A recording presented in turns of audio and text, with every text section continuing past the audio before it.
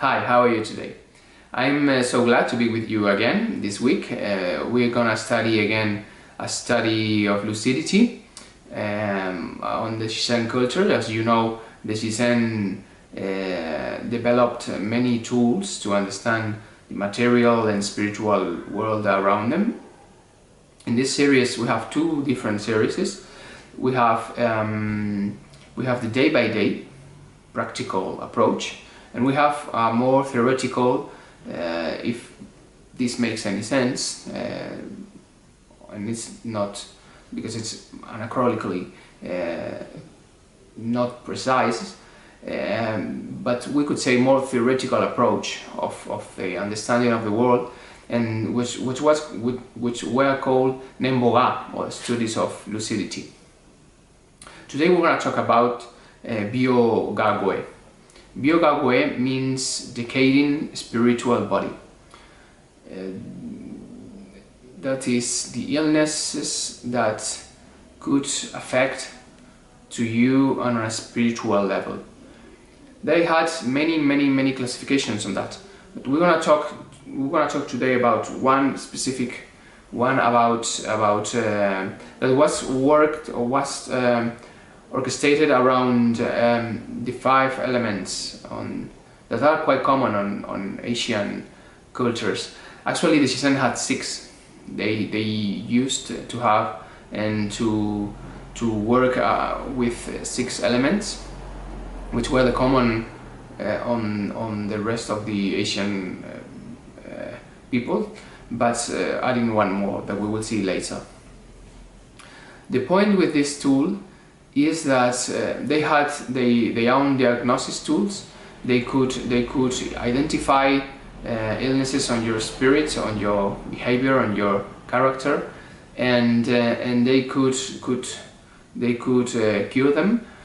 But regardless of that, in which we are not gonna enter, it's just the simple fact of having this tool, of having this understanding, makes you a lot easier to understand what you're viewing, what you're listening, what you're watching, to understand it, to classify it, to give it a name, and to have the power to adopt a perspective, a behavior on as a response of what you are being a spectator. With no more delay, we're going to start with the first element, which is fire. Fire is the violent, aggressive behavior, the behavior which has a sleep conscience.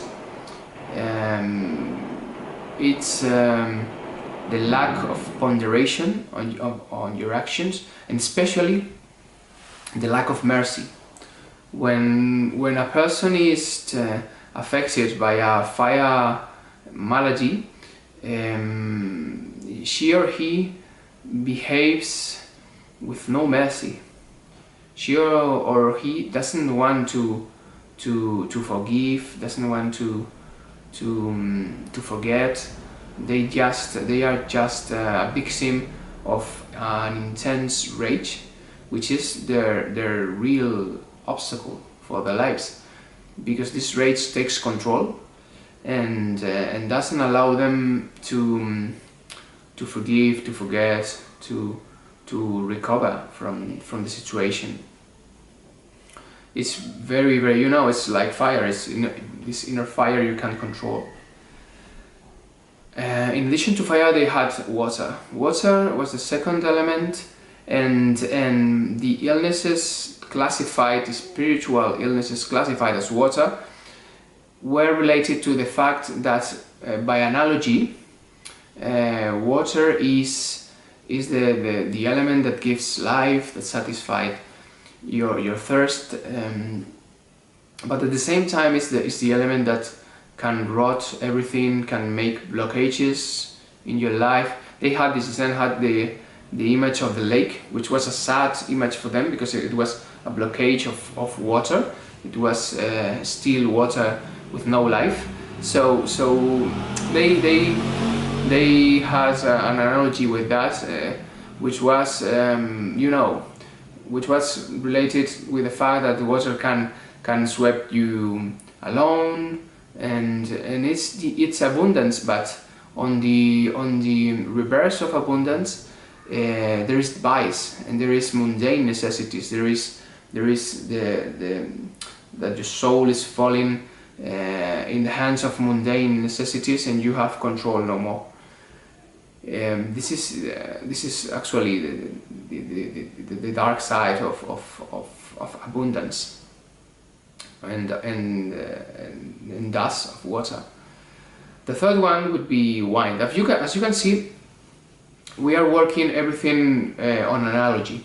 This is an people were ancient people, and even that it's quite surprising that many of their studies have big relations with what today is quantics, quantum physics.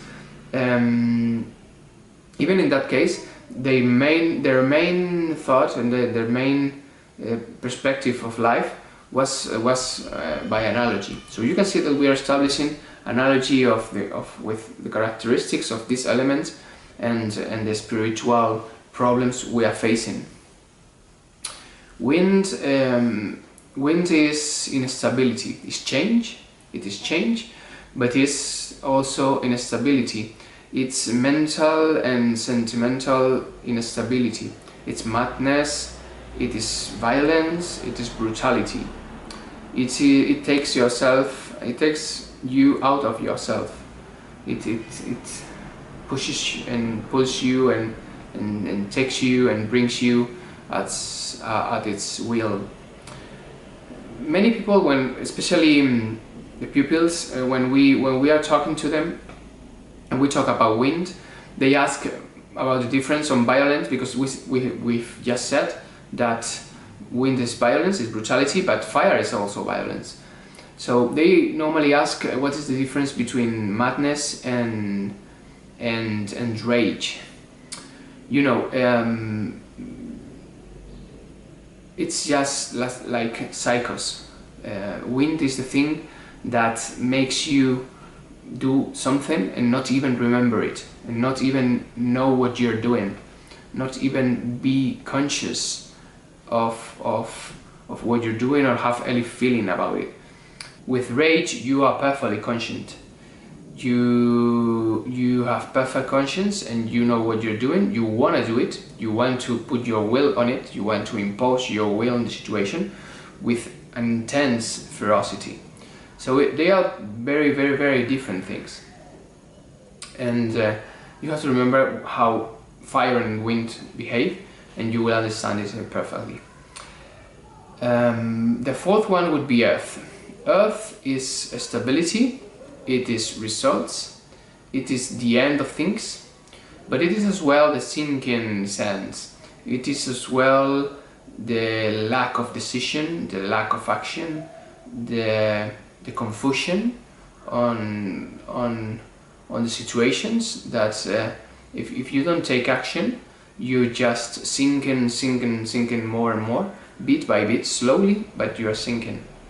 This is the danger of a spiritual condition of earth, and it's very, very, very, very dangerous, because normally you are not conscious. You are not conscient of that. So you are not conscious. You are just following and going ahead with everything, but you are not realizing that you are sinking every now and then, every little time. Earth is very, very, very dangerous condition. Good would be the fifth one. Good is the more personal side of things. It's the human representation of things. It's a condition when the spirit, the soul is rotten by ego, by vanity, by arrogance, by a desire of power, by the necessity of taking advantage of situations, that even with good intentions your actions are consciously or unconsciously leading to your own self-advantage, it's imbibe, it's competition, it's, you know, all this human aggressivity, this ugly human aggressivity, and it's one of the most interesting things, and the one that probably more attracted me about to start studying Shizen Bugei and Shizen studies, because and I want to confess you this, because all the cultures I have studied before were very much centered on the spiritual elevation of personal spiritual elevation, and of the understanding of more elevated aspects of life. But this is a very, very, very common aspect of people and of the world surrounding us, and the Shizen as a group of people that were living in a very threatening situation, very threatening environment. They couldn't just look all the way around and ignore that this is a part of the universe we're living. It's not an elevated part. It's like the part of the city you don't want to go, but it's there, and it's better to look at it eye to eye and understand it and to have control over it. And it was one of the most interesting things in Shizen culture.